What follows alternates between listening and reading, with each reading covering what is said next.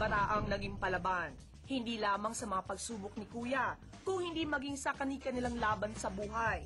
6th big placer Brett, 5th big placer Ivan, at 4th big placer Devon. Haharap na sa kanilang biggest challenge ever. First on the ball. Tinaguri ang indie singer ng USA, si Brett. Hindi natakot na ipahayag ang kanyang saloobin sa loob ng bahay ni Kuya. I thought they were our true friends, you know? I guess we were too kind. Ang kanyang musika, naging sandalan niya sa bawat pagsubok sa loob ng bahay. And I know that you'll see someday that I can't live without you. At sa kanyang pananatili sa loob ng bahay ni Kuya, nakatagpo siya ng bagong pamilya. I won't hold it against you, you can evict me, not even joking. Ang striking stud ng Rizal na si Ivan, pinatunayang bukod sa good looks, taglay niya rin ang tibay ng loob para harapin ang mga hamon sa loob ng PBB House. Okay. Nice one. Bagamat laki sa ibang bansa, buong pusong niyakap ni Ivan ang pagiging isang Pinoy. Ang kakaiba. Let me try to get it by myself. Pinoy na handang manindigan para sa mga bagong kaibigan. I felt like we got cheated. Si Devon, ang bubbly promdi ng Cebu, sa pagpasok sa bahay ni Kuya, pinatunayang hindi hadlang ang kahirapan para abutin ang kanyang pangarap. Naninibago lang siguro po. Sa lambot ng kama. At sa likod ng pagiging masayahin, hindi siya nahiyang ipakita ang tunay na damdamin sa pakikipaglaban ng kanyang ina para sa kanya. Alam ko, mama ko. Mama. Ngayong hapon, sina Brett, Ivan at Devon handa nang humarap sa mas malaking hamon sa kanilang buhay. Live, first on the ball. Brett, Ivan, okay, I'll ask you, is it, kasi diba yung alam ko, in the mga American shows, it's pronounced as Devon.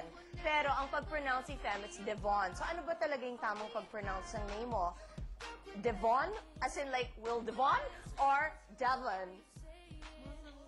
Ano mo yung mic mo?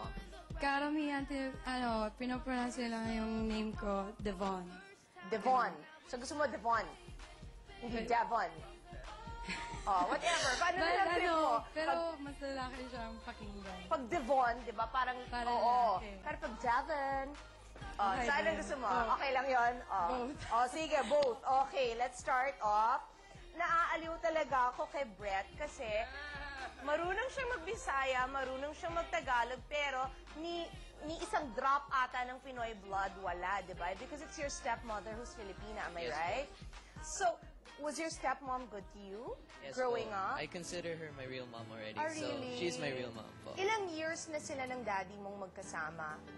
6 years na po. Ganun pa lang. Na ano, so, you were how old when your parents split up? 5, 6. And then, saan ka lumaki? Kasi nakalagay dito that there was a time na sa orphanage ka daw? Opo, medyo mahirap ang buhay ko. I like, what do you call that?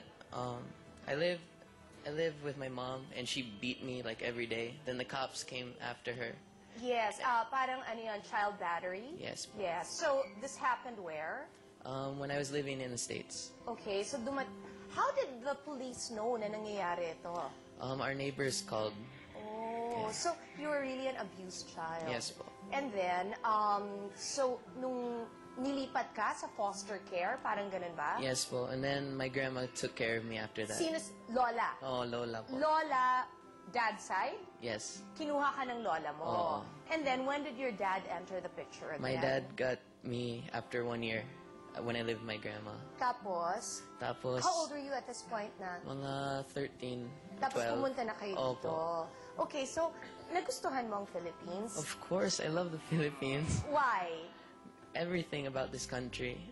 Traditions, the love of Jesus, you know, everything. Oh, nice. So, Oh. sa ano ka? Dumaguete ka? Yes po. Nagstay. So, nagustuhan mo talaga yung Visayan culture? Bizdak po. Ay, how nice. Okay, so, do you consider yourself now Filipino already? Of course. I hope everyone else thinks the same. Ay, ang ganda. Gusto ko siya. Kakatuwa ka. Thank you, thank you. Alam mo, gusto ko, si Ivan naman kasi naramdaman ko, yung, from what I see, tinanong niya ako, how do you feel that this is your last interview? Siya pa nagtanong sa akin.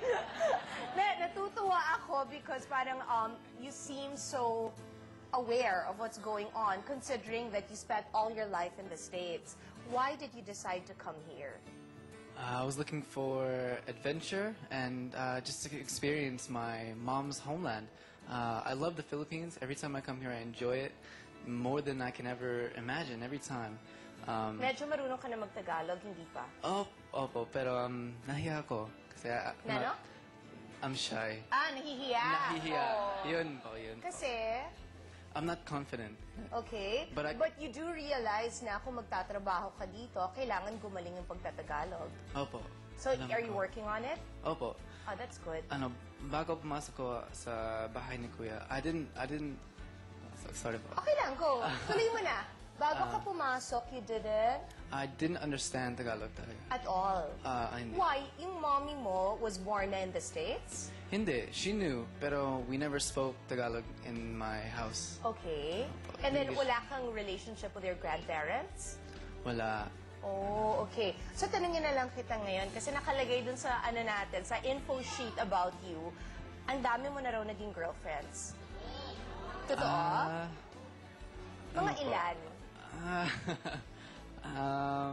More than 10? Hindi po.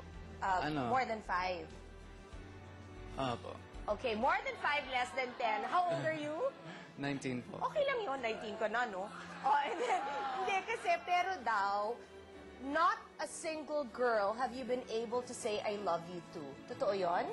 Totoo. Why? Ano po, sa States, a lot of people say I love you easily. Like, they just throw it around. So I felt like... Love you, ganon. Love ya. Oh. Yan. Tapos, Opo. Tapos, I felt like it should be Special. meaningful. Opo. If I said it. na parang, so, kailangan mag-abang kung sino man yung girl na yan, di ba? Na kung siyang masabihan, that means siya talaga yung special. Opo. So, si Fritzy na ba yon? Hindi pala po. Oh, ba't nagalit ka? Oo, parang, nag-react ka. You also like her, Brett? Of course. Okay, so kayong dalawa are in competition for her. There's no competition. Why? Ano po, bagay sila. So, Bagay.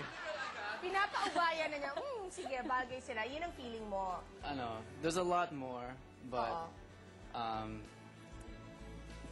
yun. Just, For now, bagay for sila. Now, for now. Okay, malay mo, di ba next year kayo na yung bagay? Oo. Devon, ikaw ang tatanungin ko naman. Kasi, nung sinabi ko kanina na in person, di ba, pwede siyang kapatid ni Erich Gonzalez. And tinatanong kita kung anong gusto mong gawin. You said, kumanta. Like Casey daw. Why? What types of songs bang kinakanta mo? Ano po, kahit ano, pero yung hindi masyadong It's like mga pop lang po, ganun. Pop na mga kanta. Okay, ikaw nagka-boyfriend ka na? Never. Never pa. So, bawal pa. Okay, ikaw, nagka-ilang girlfriend ka na?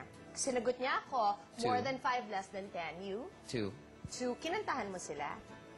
Yes. Oh, wow. Sample, ano yung isang kantang ginawa mo for one of your girlfriends?